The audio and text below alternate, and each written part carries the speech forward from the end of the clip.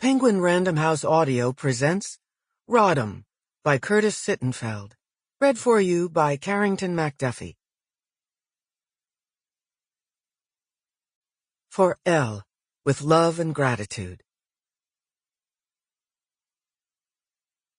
My marriage to Bill Clinton was the most consequential decision of my life. I said no the first 2 times he asked me, but the 3rd time I said yes, and I'd do it again. Hillary Rodham Clinton, What Happened? The world has no right to my heart.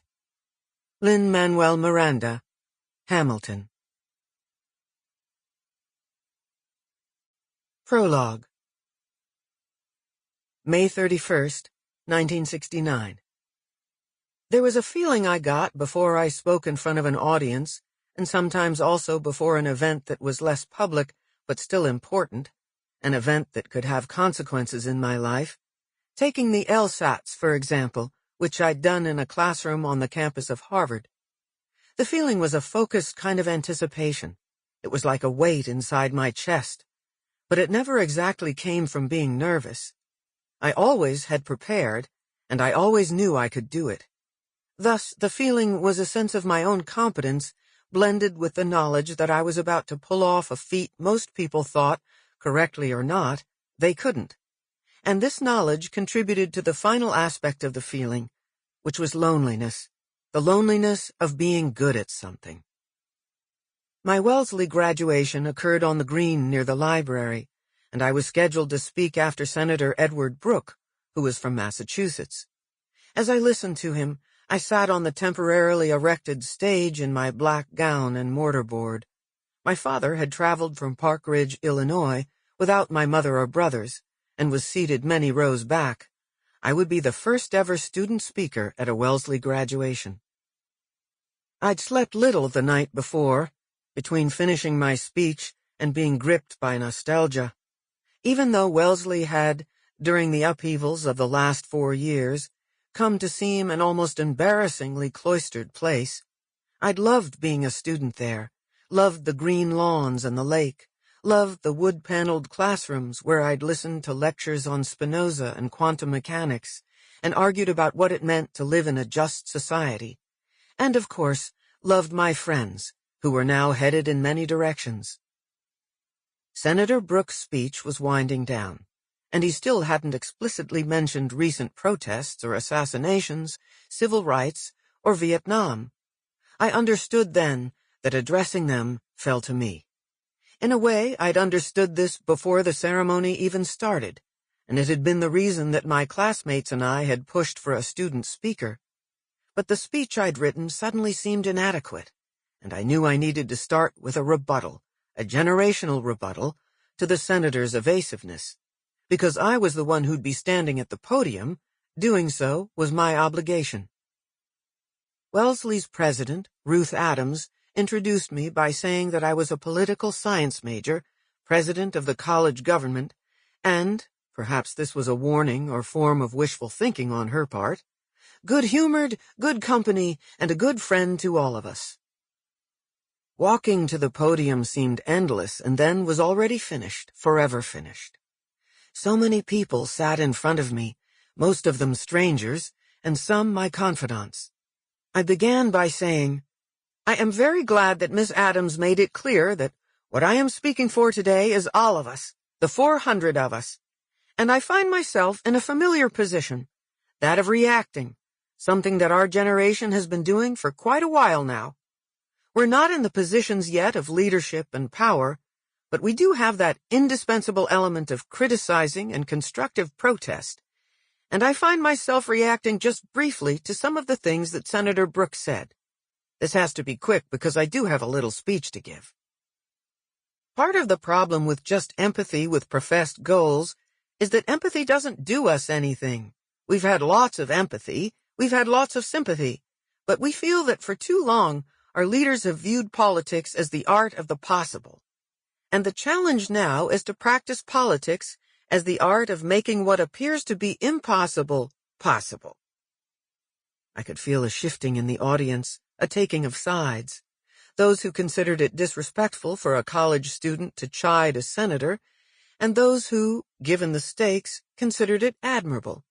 There were also, and this may have been the majority of people, those not paying attention. There are always those people. But the division I'd created, it would be a lie to say I didn't find it bracing. I knew I'd do at least a good job delivering the rest of my speech, and maybe a great job.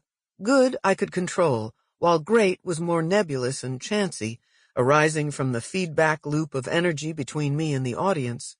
But I didn't know yet that my speech, probably due to the extemporaneous part, would cause my classmates to give me a standing ovation. I didn't know that the standing ovation would offend or anger many of my classmates' parents, remaining in some cases a point of intra-family contention for decades to come. My father said afterward, with derision, "You sounded like a hippie up there." And I didn't know that my speech would attract national media attention, including from Life magazine. Yet I clearly remember that I felt the feeling, the focused anticipation, my competence, my loneliness. I understood how I appeared to other graduates and their families, a confident and idealistic young woman standing behind a podium, even as I inhabited my own body, as I was me and could hear my voice magnified across the green. The feeling was in the collapse, the simultaneity, of how I seemed to others and who I really was.